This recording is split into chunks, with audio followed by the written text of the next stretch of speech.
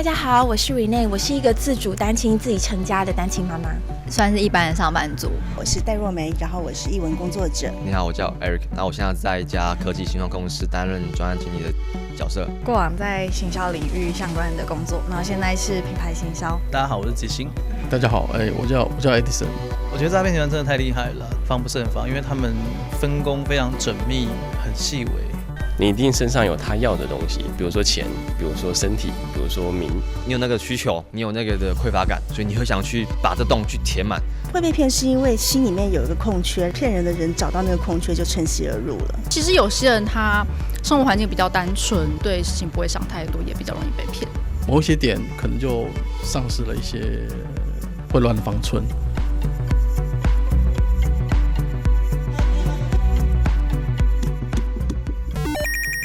嗨，欢迎来到公视主题之夜秀，我是插嘴边。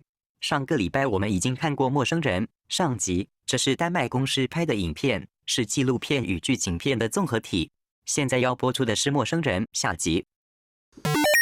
嗨，是我插嘴边。这部丹麦公视拍的《The Stranger 陌生人》是纪录片与剧情片的混合类型。本周播出下集《梦醒时分》，25岁的单亲妈妈 Amanda 脸书上认识富豪男友 Casper。两人相恋100天，直到 Casper 出车祸 ，Amanda 发现自己的名字被盗用贷款 ，Amanda 举报 Casper， 发现他是个诈欺犯，假扮富翁、乐团经理、飞行员，诈骗很多女生，甚至让他们怀孕。Casper 被捕入狱后 ，Amanda 去了 Casper 出生的老家，试图了解 Casper 到底是什么样子的人。今天的与谈人有蔡惠子律师，他感叹诈骗是个完美世界，人常常知道被骗。仍选择活在泡泡里面。马纳雄，心理师和约会顾问，他提醒大家，人们常过度脑补、编织虚幻的美梦。邓惠文，精神科医生，他叮咛大家，太符合想象的事，往往是假的。邓医师是今晚的主持人，让我们欢迎蔡惠子、马纳雄、邓惠文。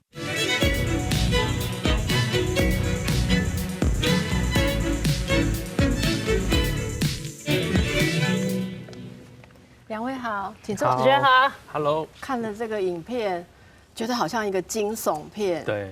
其实，在过程当中，惠子律师，我一直在问自己一句话：你会不会上当？会。我觉得好像是我自己觉得很多环节上真的因为很难抗拒，因为就是中了心里面那些很脆弱的、很想要的部分。对，如果说我们不预先知道说这个骗子在演什么时候，其实你会替 Amanda 感到开心，对不对？对，遇到一个温柔多金，然后又浪漫的男人呢，又爱家庭生活，对，带着你到他的餐厅里面去，然后大家替你准备这么丰盛的一个餐点。我觉得在这每一个女孩子心目中梦想的恋情，大概就是这个样子。你想不出他没有的东西。是的，这么完美的，除了这男生看起来比较胖一点以外，其实我觉得他是一个完美情人。所以刚开始，如果你不知道这样，你会替 Amanda 开始开心。对，哇，你找到一个这么棒的人。对，那我跟邓医师一模一样。我想，如果是我自己会不会沉浸在里面？或者是如果我自己都觉得这有可能是骗局，我会不会宁愿这个梦不要醒？对，我觉得这就是最难的部分。他一直到那个银行来通知的时候，已经没有办法再否认了，对不对？那你觉得你会在更早的点就下定决心，就是说告诉自己这个大概不 OK， 先退吗？其实我觉得应该这样讲，在我们自己处理的案例里面啊，很多女孩子你事后问她，中间你都没有怀疑吗？有没有呢？第一句话她一定跟我没有，蔡律师我从来没有怀疑过。当时你跟她在相处，譬如再多谈个1-2个小时之后，她大概就会告诉你，其实，在中间大概100次，她对这个人有过怀疑。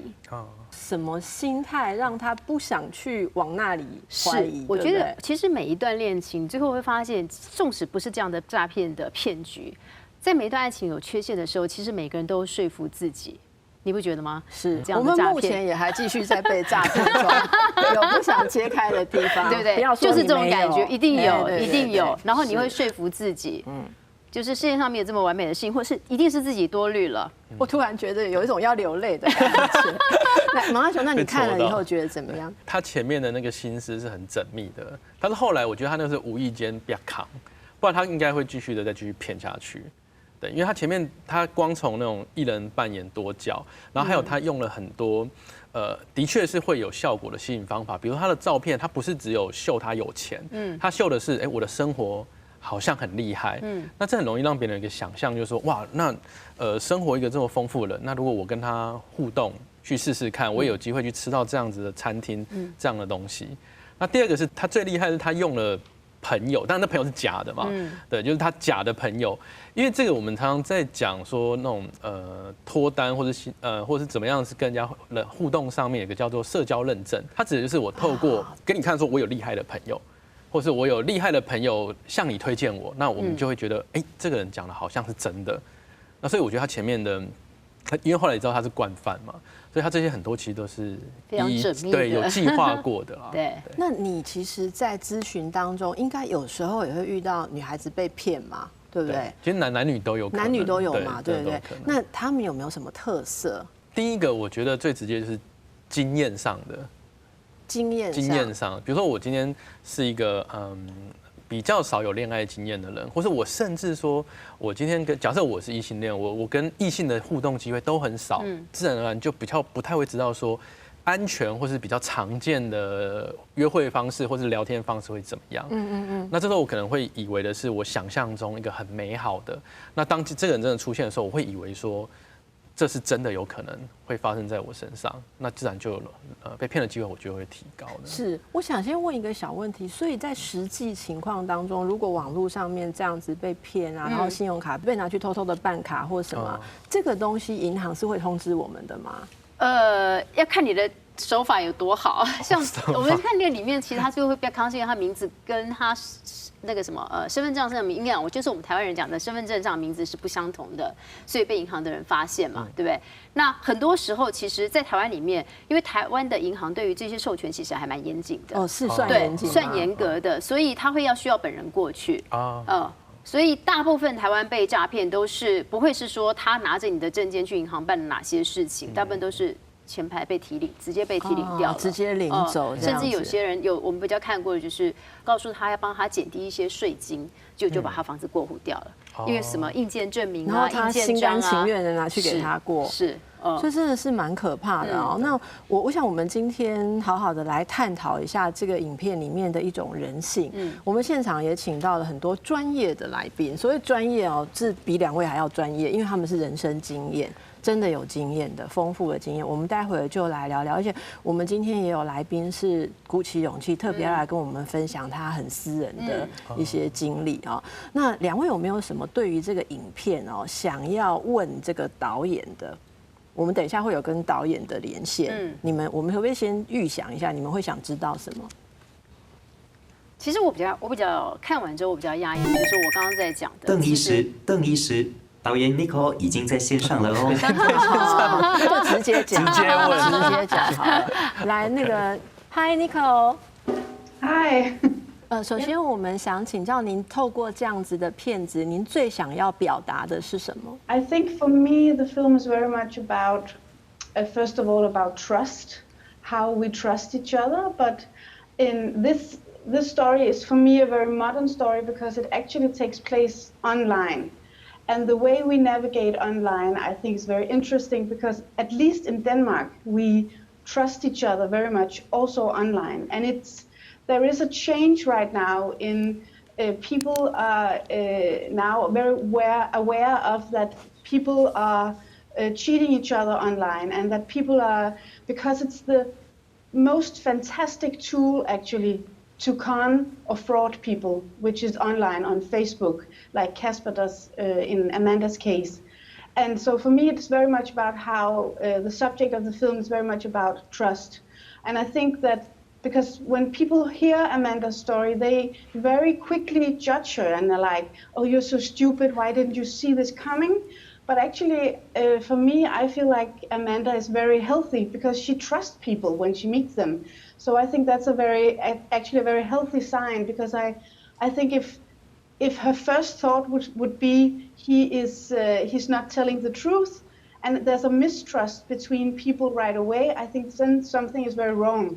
我觉得听到导演的这个点，我觉得非常的感动，也非常的特别，因为的确大家看到的时候都会觉得说，这是要让大家觉得说 Amanda 太 trust 太多或者这样。可是其实我们看到的这个点，其实是用一个比较同理而且深入的。我现在觉得好多了，因为我觉得我自己应该也会相信，好像可以被导演欣赏。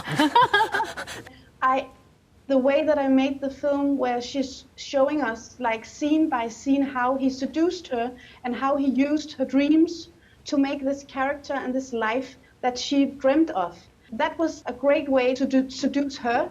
And if Casper was trying to seduce me, he would use a different character and a different story. Yeah. But he's just so clever at understanding how to make this character and show you that dream you want your life to be.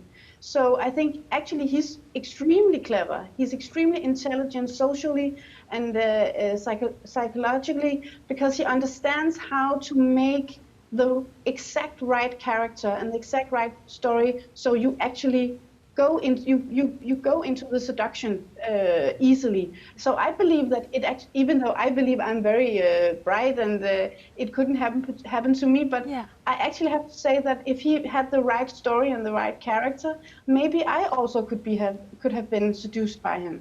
是。其实导演也有提到，如果他自己很聪明，他也是，如果他被人家骗他的时候，他可能又会针对他，所以如果针对惠子律师，应该也有一套这样子，是不是？我觉得是。是我们接下来想要请教导演是，你怎么找到 Amanda， 然后在评估要拍这样的片子的时候，有没有想说这对他会造成什么影响啊？这个契机是怎么开始的 ？Well, first of all, I met Amanda because actually her story was told in a podcast here in Denmark. So it was told through a sound. And that was fantastic. That's how I found the story. And then I talked to Christa Molsen, who also wrote the script with me for the film.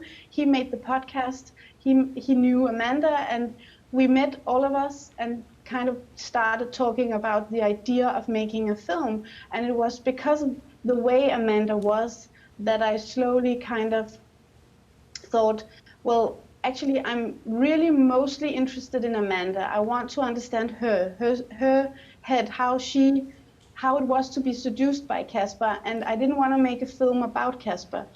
At the time we made the film, he was also in prison, so we couldn't get in contact with him, and he wasn't interested in being part of the film. But I also thought that Amanda was much more interesting. I wanted to put the audience in her place. I really wanted her to, like, step by step show us how this seduction took place, how it affected her. And Amanda really loved the idea, and I think for her it was kind of therapy in some way, because we analyzed every moment between them, and we talked about like what she did and what she would do now and so on. But I think in many ways it was a really great experience for her and a great process, because in some way it was therapy, because she got to talk about it with me and Christa again, and the actor who played Casper, he was also a very active part in telling this story. And the way we could talk about their relationship and what happened, I think it gave her a great release, and it was very meaningful for her to be part of the film. 请问这个片子在丹麦播出之后啊，因为 Amanda 是自己饰演自己，这跟一般的情况就是说什么真人真事改编，然后通通找演员来演不太一样，它非常的直接。观众的反应 ，Amanda 后续她自己觉得怎么样 ？In many ways, the story is very shameful to tell, because you don't want to look like a fool when you tell a story like this. But I think because of also Amanda's character, she's extremely strong, and I think she tells her own story very powerful and very bravely, and so. The audience who went in to see, I don't know if you know this, but it was both a series and a feature film that went to the cinemas here in Denmark. And the feature film went to the cinemas, and when we got the response from the audience there, she got so much respect for telling her story, and everyone thought she was extremely brave. And after that, both her and I, we got so many emails from men and women who had tried something similar. So we understood that we actually tapped into something that is a problem and a lot of people experience, but nobody's about it. So she got a lot of respect and a lot of love from the audience. They really, really thought she was brave to tell this story. 马纳琼，你有没有想问导演什么？坏蛋最后的结局怎么了？因为他里面只他已被判1经告诉你年他进监狱了，对，他被判1年，那不知道他出来之后还有没有再被人家抓到在做类似的事，还是这个人就这样消失了？所以你很关心那个，就是他到底还会不会再多去骗别人这样子？He is in prison again now. So he was released from the time that he had because of the sentence that he got from Amanda's case. But he did something similar right after. So he's actually in prison again. And I think everybody knows that this is a pattern for him that I don't think he will change. 不过我比较想问导演一个问题哦，就是 Amanda 有没有借由拍这部影片之后啊？对于这段感情的伤痛，他有稍微抚平吗？或者前后他再看自己的故事一次的时候，他有没有新的想法？ I think she's doing extremely well. I mean, right after, actually, when we finished the film, she was in a new relationship, and they are still together. And she actually had a baby a year ago with him, and she's having a really nice life. And I'm still in contact with her, and she's actually very happy. And she's to this day she's still, because this film was released a couple of years ago now, and people are still writing to her, and not just Denmark, but all the countries that we sold the film to. She's getting so much feedback still to this day, and I think also, you know, that becomes very meaningful, that you reach other people that are in a similar situation or who gives you respect and credit for telling your story. So I can say that she's doing very well, and I think it was a great way. Make the film for her was a great way of kind of closing that chapter. It became in that way a release and like, okay, I'm done with it. I've told this story and I've now placed all these different feelings that this relationship gave me and this experience. I feel like she handled it actually she has a great head. She's very strong mentally. And she had a great way of accepting and taking also the responsibility of being in that relationship. She doesn't blame him. She doesn't see herself as a victim. And I think that's a very important part of the healing process, that she's actually, you know, she took on the responsibility of being in that relationship and everything that happened. And I think that's a great way of dealing with it, not seeing yourself as a victim. 来开放大家的时间，好，大家有没有想要问问题？来，这是林伟嘛，哈，就很感谢导演让我们看到了社会中这个现象，影片真的拍得很好，看了很有感触。但影片让社会了解这个现象之后，好像没有提出解决的方法。或许这是导演要让大家讨论的部分。那经过这么多年，有没有一个结论或是一套方法，如何让这件事情不再发生？ I don't think I have like the right solution, but I always say that for me the experience of telling the story left me with kind of be very careful how you navigate on social media. We have a saying in Denmark, like a natural, how do you say it, a healthy skepticism, but don't lose your trust in people. I think that would be the biggest failure of everything, is that we no longer trust each other because some people, not everybody, but some people make these kind of cons online. But I think for me, it's very important to have the trust for other people intact, but be like healthy skeptic online when new people contact you, that you should just be aware that some people are not who they say they are. 我们现场来宾还有没有想要请教导演的问题？ Hello, I'm Heidi, the guest of this episode, and I'm really curious about so behind the scene, it seemed that you guys really approach Casper's grandparents and parents, is it? And if yes, then how they think about this, the film or his son, the story, or how Amanda view their parents' thoughts or grandparents' thoughts, and like how they like work each other or work together. Yeah. While we were making the film and shooting it, and writing it actually from the beginning, we started getting into contact with people around him. But actually, his whole family has lived with these situations. He's been doing this for many years, and I used being contacted by a lot of different women who have been taught by him. So they had they didn't want to be a part of the film. They knew the film was being made, and no problem. Nobody made arguments about it. And my feeling was that they were really very used to being contacted by both the media and also women who had met him and been in a relationship with him. I strongly believe that it's very, very difficult actually to get a truth from Casper. I think that there is some kind of mental block in him that makes this, we were discussing this a lot, like, who is the real Casper? Because it is like he is playing a character who is playing a character who's playing a character. So who is the real Casper, and what is his truth, and why is he doing this? We never got the answer. Nobody could give us. And he definitely didn't want to give us the truth. 好的，我们非常感谢导演，就是很仔细的回答我们各种的想象跟关心。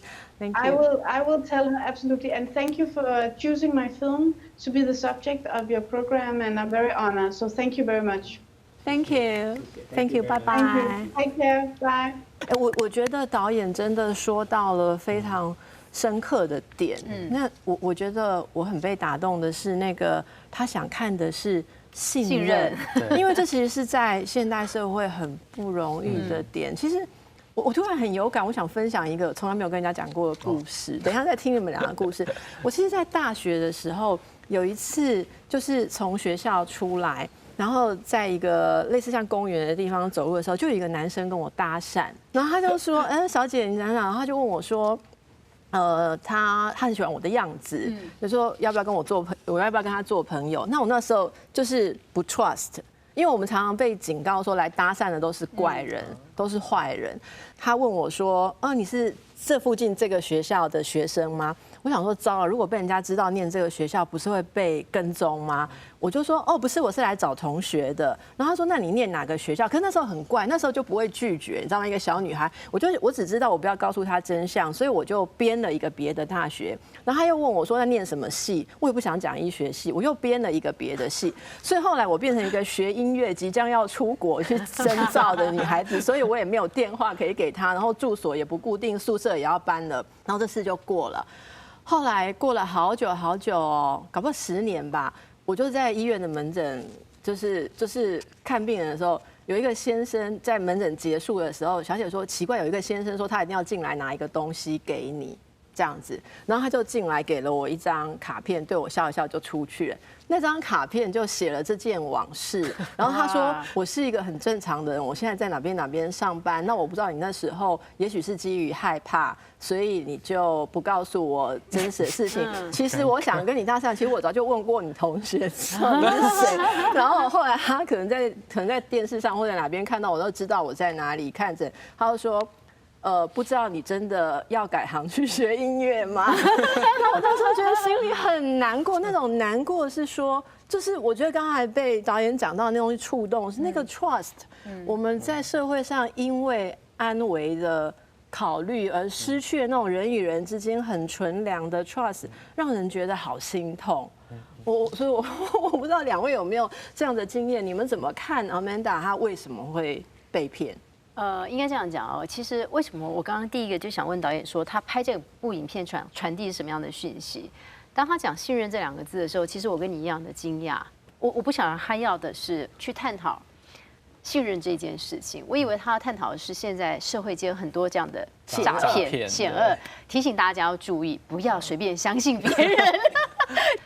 不管从我过去受的教育，我们的父母亲教我们的，我们那个传统年代就告诉你，女孩子不要接受陌生人的搭讪，对，再加上自己当了律师之后，我就对所有的事情都保持着怀疑的态度，所以我的生命中从来没有罗曼蒂克的事情，绝对不会降临在我身上。你知道我现在整个 FB 上大概有好几千封是加朋友的，我从来不确认。所以人家现在如果对你示好，你也不相信？我绝对不相信。然后这个人跟我讲所有事情，我都一定会去查证，尽我所能的查证。对，惠子，我们过着多么寂寞的人生。对啊，我刚刚就觉得真的是完全没有色彩的感觉。你面前这一位是跟我们不一样，他是比较乐观，他在教大家说怎么样约会容易成功的啦。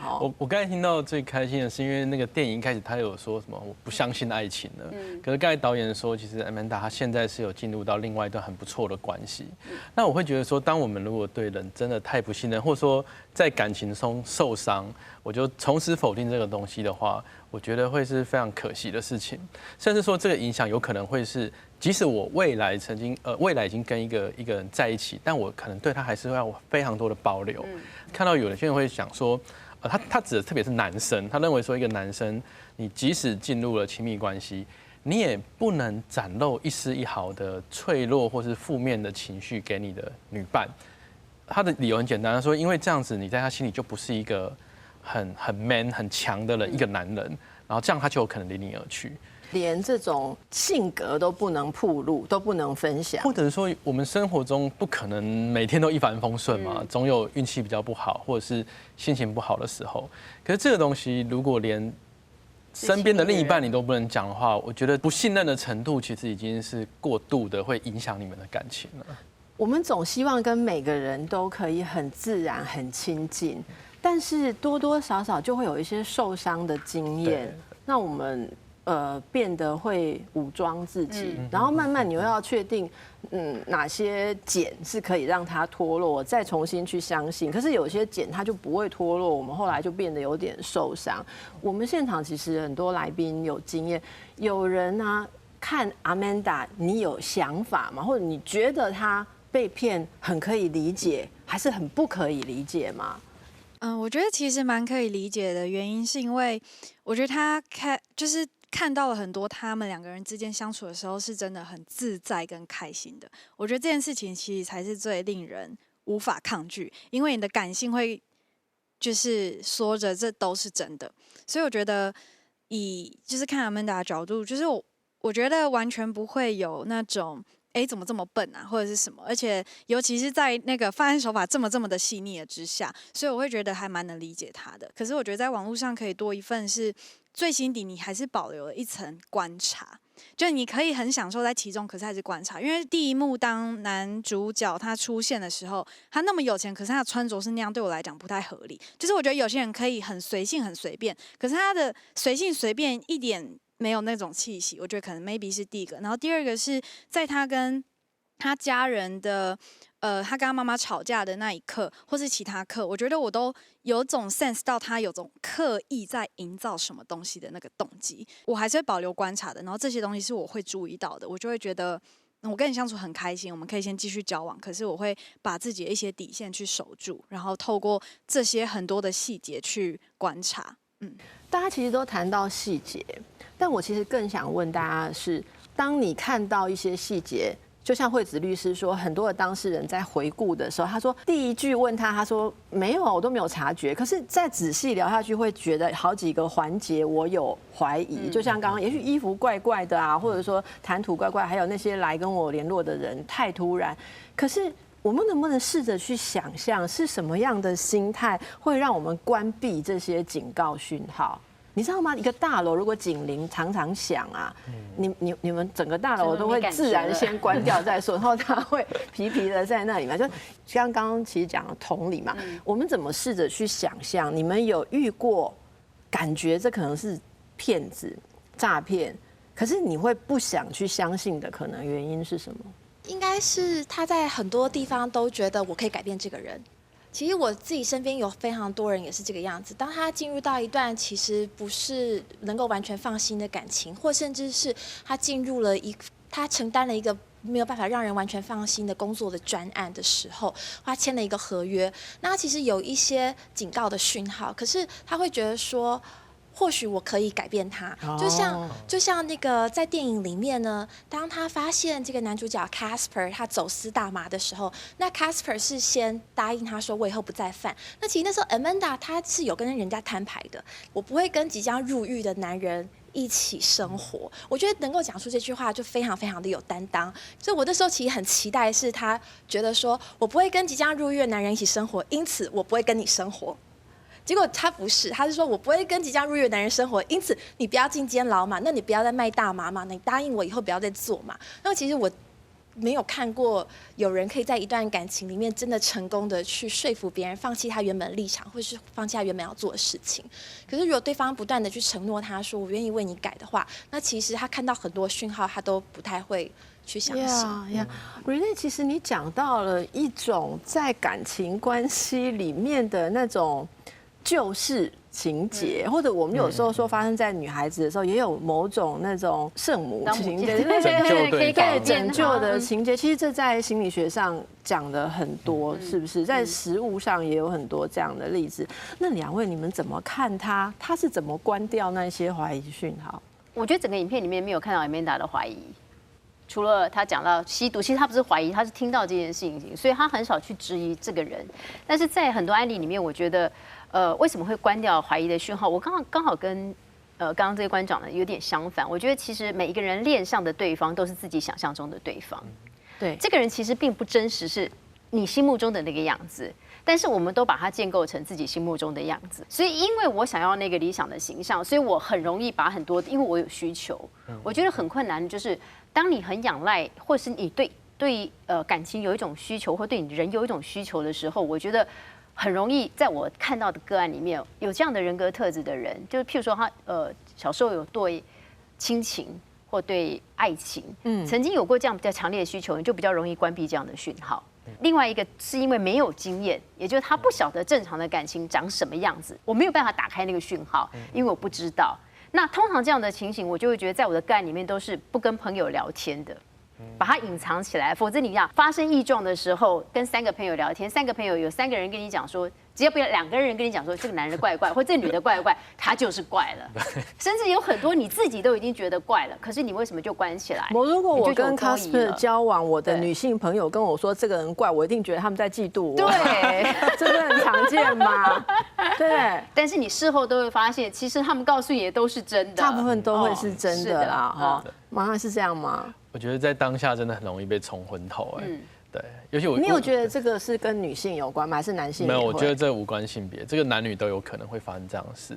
因为我刚才讲到说，就是如果感情经验比较少的话，特别有可能，或者就是他的脑中的印象刚好那个骗他人，他的人设 match 中了，不管他的外形，他展现出来的样子就刚好中。因为我觉得Amanda 他会对这段感情那么投入，我觉得是因为这个男生他有讲到说，他自己有一个女儿，背景很像，都是单亲，他又展现出好像他也是一个好爸爸，然后他也是不排斥说在有一个重组家庭，然后我觉得这就打中他其实期待的爱情的时候，就很难把自己直接抽离出来。是他自己本来就有一种觉得他可能有过婚姻，有过孩子，然后他又不太容易再有对象的话，也许就觉得她就是一个什么平凡的小镇上面的女性。那可是这一个人让她觉得呼应了，我觉得呼应她内心那种人有一种本能，觉得我还是有价值的，而且这个事情被呼唤的很强烈，就会变得很难拒绝。像如果要骗惠子律师的话，不知道什么样的人设你会中？你可以不用那么强势。最容易骗我的人，应该是他跟我刚好是相反人格的人。如果我今天看到什么样的男生会吸引我，他很自在，他可能没有婚姻的拘束，然后他对所有的东西都不在乎，这个人一定会吸引我。为什么？因为我没有这个特质，而且这个特质是我心目中我想要的一个男生的样子，就是这个样子。我希望，因为我受到很多的束缚。对，所以你会想要一个很自在的感觉。所以我刚刚讲为什么为什么你会投入，然后你会给他很多借口，是因为你想要，而且他刚好就刚刚讲的就中了。所以有时候骗子其实是厉害的，就是他了解你的心情，他了解你的需求， Casper 他扮演这么多角色，在每一场骗局里面他都不一样。其实他很忙，对，其实他很累。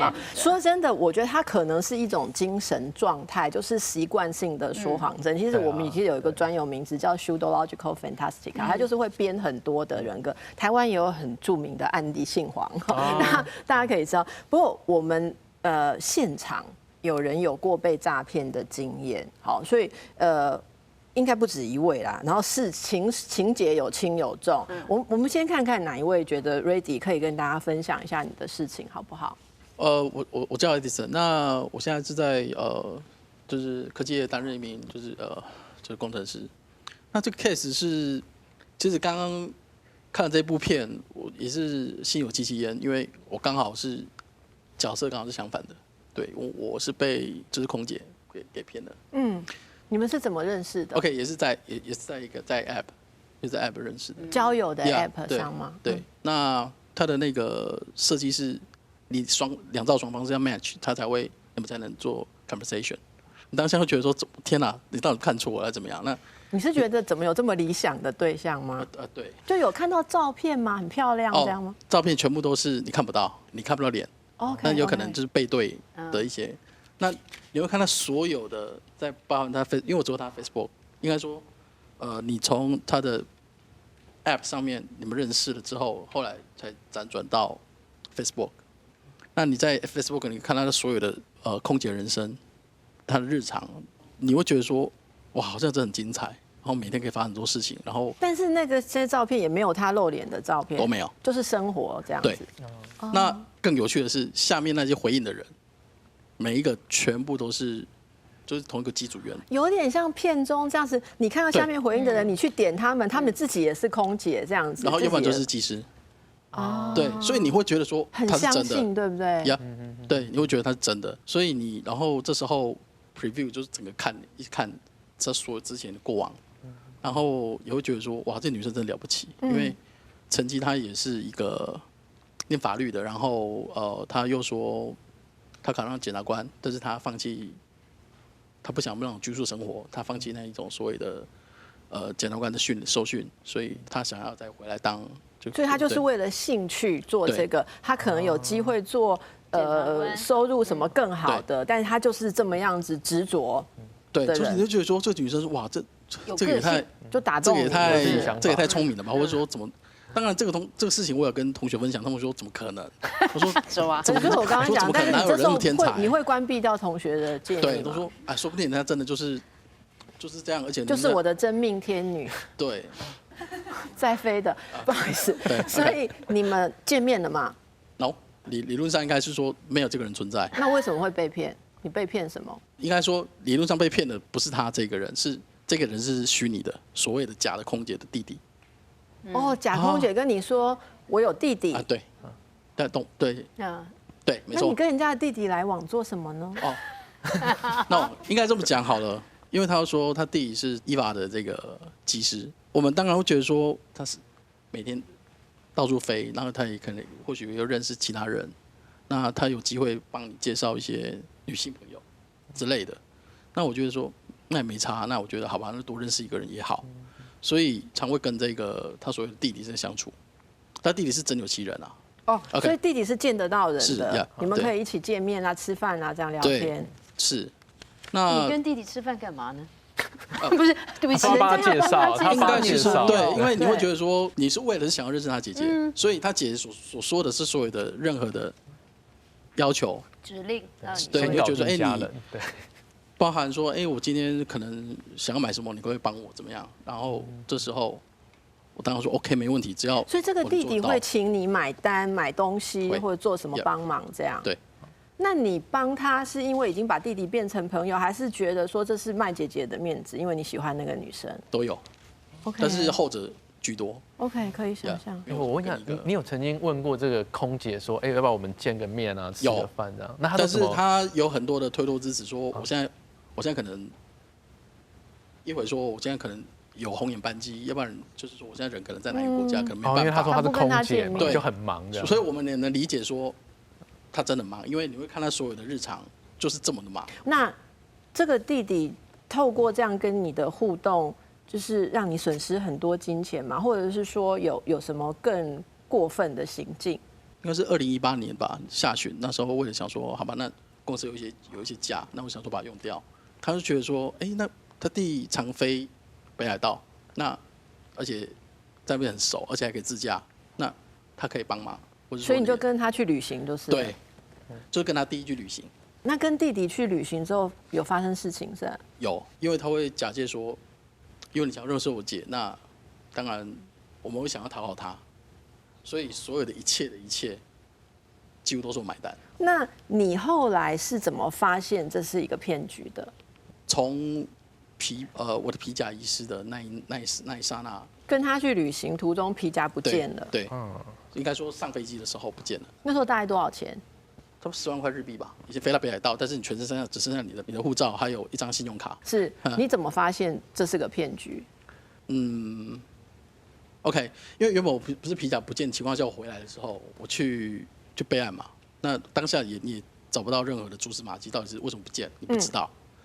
那你有曾经怀疑过他，因为你就只有跟他一起怀疑那个弟弟，对，可是你毫无任何证据，你没有办法，所以到最后你也就只能说，好吧，就当做自然备案。那如果是有人捡到，没有捡到就算了，因为你所有的东西全部都要重来。但在19年的，应该说去年的年初的时候，我们因为同行之间，我们认识了有一些医师，就跟我讲说，这个左右弟弟他其实之前就已经是算惯犯了，然后大家也从 PTT 上面辗转，就是去分享了这一个他所谓的之前的过往。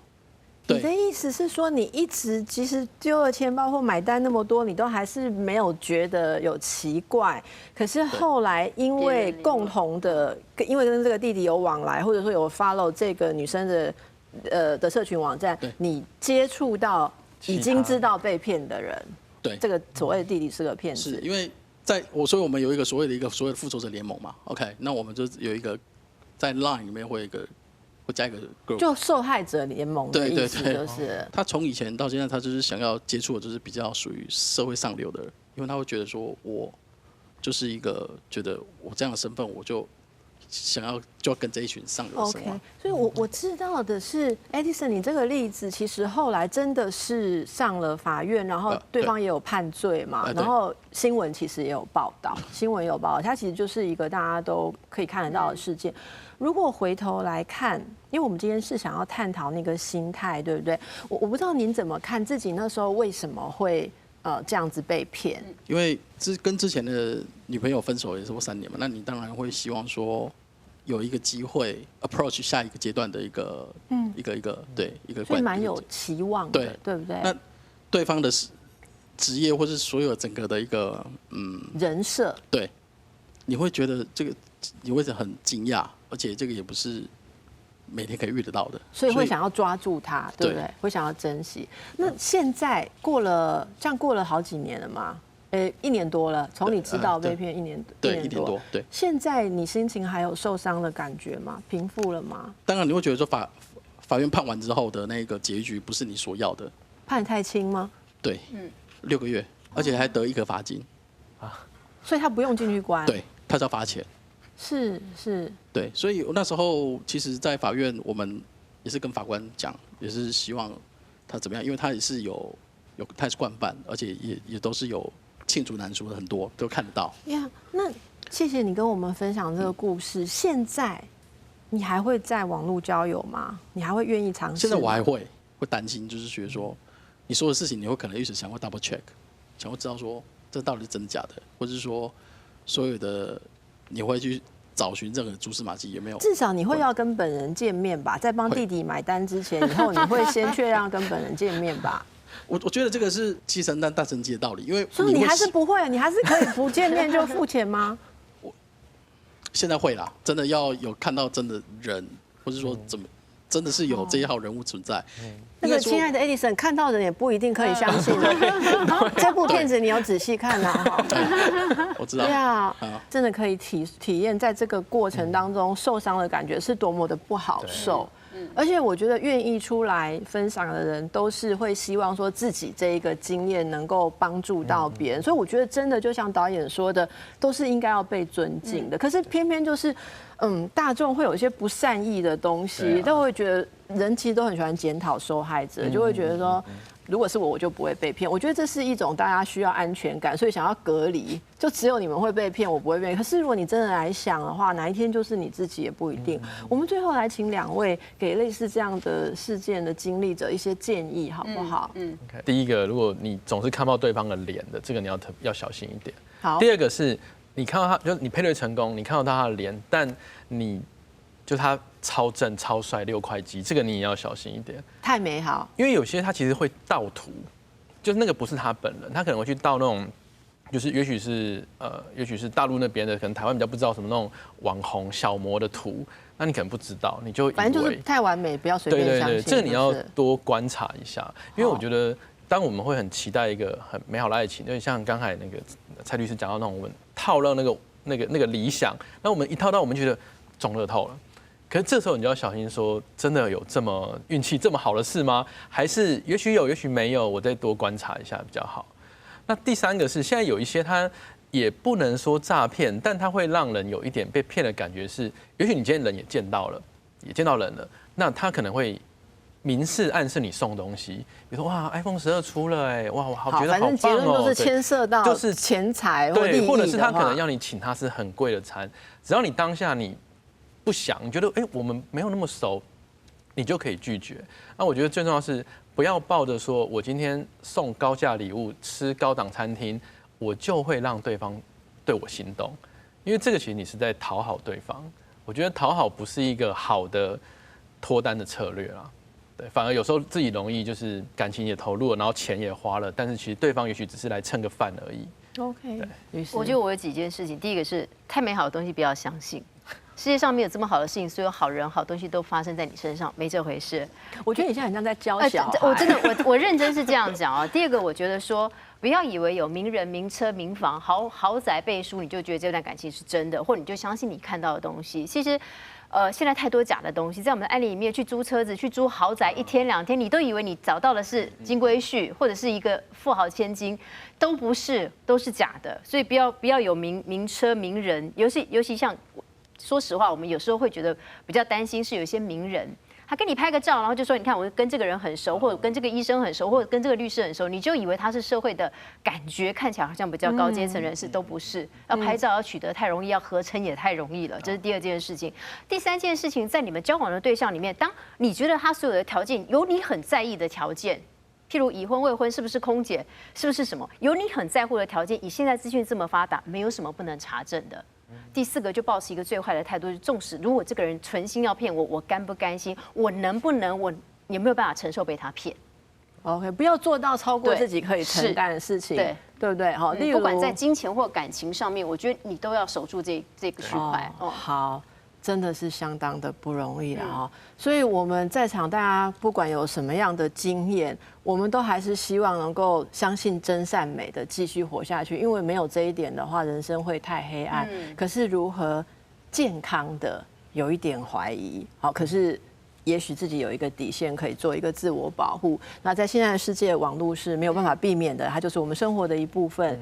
也希望大家在这里面的时候可以如鱼得水啦。好，今天非常谢谢大家的参与，也谢谢 Edison 跟我们分享的故事，谢谢2位来宾，谢谢大家。谢谢马纳雄、蔡惠子律师、邓医师、9位公民朋友等等留下来聊聊你的观后感想哦。要怎么样？在适时的时候拉住我们的警报，然后提醒自己可能是场诈骗，这真的是一个不容易的课题。那时候在第2集，大部分人也说，当看完之后，以为这部片其实是想要告诉大家怎么样小心防范网络交友，然后告诉大家这个 case。但是直到导演他最衷心初心想要传递的这个目的的时候，我觉得是令在场所有人都非常感动，包括我自己也是。现在其实很多人他们都会很容易去检讨被害者。那我觉得你去信任人，然后你被骗，你并不是你的错。就是我觉得大家不要就是因为这样子，然后就是少了这一份信任，然后反而会减少很多就是交友、认识到更多更棒的关系的机会。我们怎么透过一些后续经验智慧，怎么让那些1%的人不要再做那些事情，然后让大家真正回归到一个就是不要去受害，回到整个真善美的好。我觉得就是这让我觉得比较好的一点，关于第2集的想法。谢谢。诈欺这个是存在的，但是他希望能保有的还是人的最纯正的所谓的信任。